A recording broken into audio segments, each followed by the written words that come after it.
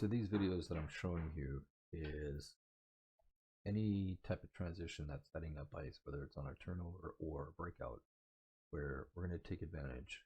The shark's going the other way. There's a lane here, there's a lane here, and this is here. You'll notice in all these videos that I'm going to show you here that it's whenever there's a breakout that's happening, this person has got the puck here. This person is not driving into this lane unless there's a chip. But all cases, you'll see in all cases here now. I'm going to back this up a little. So on the transition, you'll notice that you have three wingers here. So this person's already heading up. They're going to head up in this lane. This person here is going to go from the middle lane into the far, this near side lane, and then this person's going to take it up to this wall here. So you'll notice as they break through the neutral zone, right? So this person's presenting a stick this way, this person's presenting their stick this way, and they're all going up ice together. That's the key thing here. And so what happens is that gives it an option here. And once they cross the blue line, you can either dish it up or delay across the line. You'll see that as they cross the line, he dishes it to the side. So what could happen? This becomes F2, this becomes, or sorry, F1, this is F2, and F3 has the backside. Right? You have a back, you know what I mean? You have a person that's coming up back checking here. But what happens now is that once it dishes off here, this defenseman now is kind of caught, and they're now turning around, and this person now has the advantage. Right? It could have went in for a rebound. That's just one example. Here's another example. This play happens, I don't know, 20 times in a game where you're going back for puck retrieval, and it's just a simple pick up breakout.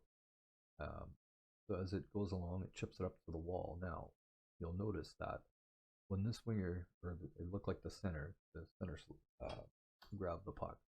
So notice that this person's going up the wall here, and this person's staying wide. They're not going into the center of the ice.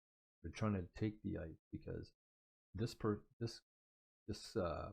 person here could take it here to create a 2-on-1. But watch, they're going to take it through here more, stay on this side. But this winger does never cuts into the middle because they want to keep options open. Right? So as they hit the blue line, they kind of creep over, right? But they're not really cutting over, but they're trying to take the ice through the middle lanes there. Here's another example in a Washington breakout. Notice as they all start heading up ice, the defenseman kind of paused a little bit, but because they want to make sure that everybody gets set. But you have a person here, this person's taking the middle lane, and this person again is going to drive to the outside lane, going up ice together, giving up options. So what ends up happening is, so once the dish is here, then all of a sudden you have all kinds of options here. So this defenseman has joined the play. You have a center that's here, this person on the outside wall, and you're attacking, right? So now it's all of a sudden a 3-on-2, right? Rather than getting caught up into this area of the ice.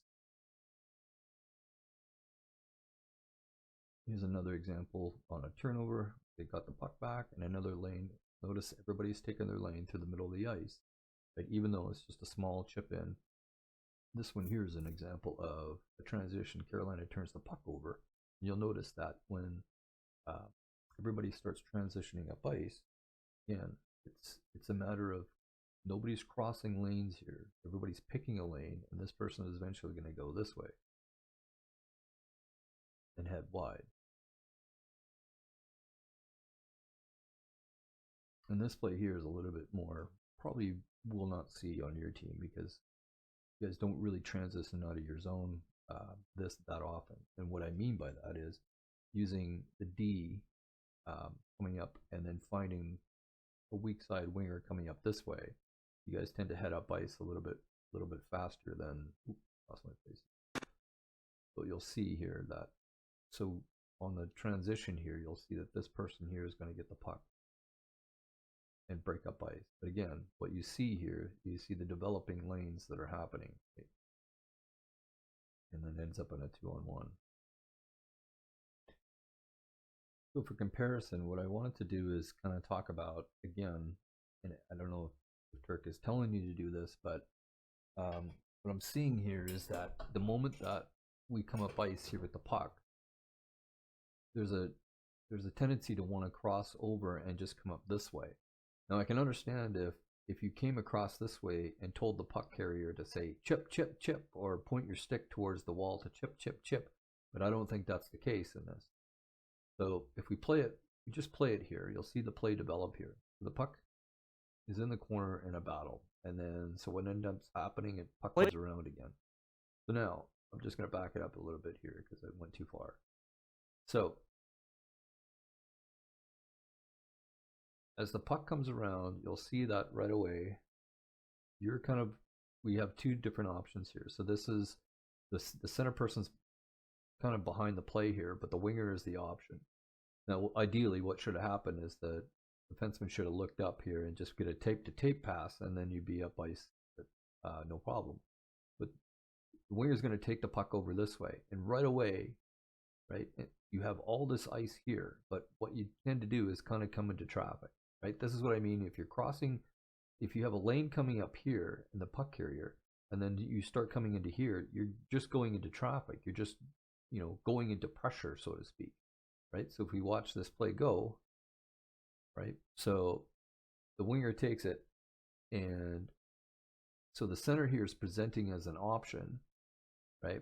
But right away, you're way ahead of the play. You're already up here, and so I don't know if the play is to kind of chip it off the wall, but had you just kind of hung around here instead of, so if the player gets the puck here and comes over here, instead of being in this area, presenting your stick, right, to take that lane. So she would have taken this lane, and then you're in the middle lane or even in the far lane, right?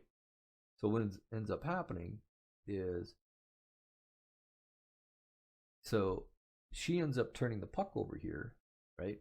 So she doesn't make a play, for one thing. I'm not even sure. She wasn't strong on the puck and did a little backhand, but got into pressure. But the other thing you notice here is that all of a sudden, when you guys turn the puck over here, now you're in a bad defensive posture as well. Because look at all this. If there's players out here, if you play it a little bit further here, you'll notice that, I think you come into view eventually here. Yeah, so if all of a sudden they had more players out here, now you have 3 players on the same side of the ice, right? 3 forwards. Julia's back here, Carly's here, and you're here. So if that puck shoots out here, and all of a sudden they come in, there's an odd man rush, right? So that's why if you would have hung back here through the middle lane, right, then you'd still be out here, and you still, all of a sudden, because you're way up ice and you're not even an option anymore. So if you hung around here, then all of a sudden if somebody picks up the puck, then you can still be an option out there. That's why I really don't like the crossover lane, because not only for this particular case, right, you're just going into pressure. You're just you're going into someone that's going to check you even if you got the puck. Instead of, and then being out here, then you have more ice. You can take a lane up this way, somebody can join you, and then maybe it'll be a 3-on-2, just like all those videos that I showed you before, right? So the last thing I wanted to kind of point out here is, this is an example of a Sharks power play. The 2 people that you're interested in is here. There's not really a down low person and a bumper, because these 2 kind of exchange spots all the time. But what I want you to do is focus more in on what is happening along the crease here, right? So if you notice that whether it's this person here or this person here, their heels are always going to be on the blue paint, right? They're not going to be out here, and they're not going to be in front of this person. They're always going to be on the blue paint. And the reason why, that creates a lot of different opportunities here. So just keep an eye on them. So you notice he's in front of the net. He dips down, and then they end up switching spots. That's just based on their power play. But look where they are, right? They're right on. They're always, the heels are on the paint. And what's good about that is that now you're a screen, right? So if you notice that there's a lot of lanes here, right? So they're going to have a hard time getting that pucks through, but you're right in front. Now this weak side D is trying to take both spots here, so it could, as the play progresses here, you'll see that things change, right? So now they're going to get taken out in front of the net, but watch as it progresses here. So again, now this person here is going to fight for space. Now what ends up happening is they're trying to get into this blue paint again, and eventually they're going to end up side by side, right? So if you are standing in front of the D, they're going to box you out easily. They have the advantage. But if you stand beside that D, right, they're not going to have the advantage on you anymore because they're trying to face. They can't box you out, and there's also two bodies in front of the net now, providing a screen. Right. So now at this point, right. So this person, you see, the goalie has to look around the player because they can't box you out anymore, right? So you get lost behind the defenseman a little bit. And so there are many cases here where if they're moving around the puck, just try to get behind that defenseman, right? Fight for position behind the defenseman and always make sure that you give your focal point, or at least if you know where you're standing on the ice, is that you need to be, if not on the blue paint or within the blue paint, on your heels. That's probably a good way to fight through that power play because you're going to get more rebounds. You're going to get a better screen. And if you start jostling in front of that net with that defenseman, they're going to take so much focus on you trying to get you out of the way. That's going to create more space too for somebody else to come in. So there's all kinds of advantages for you getting behind that defense.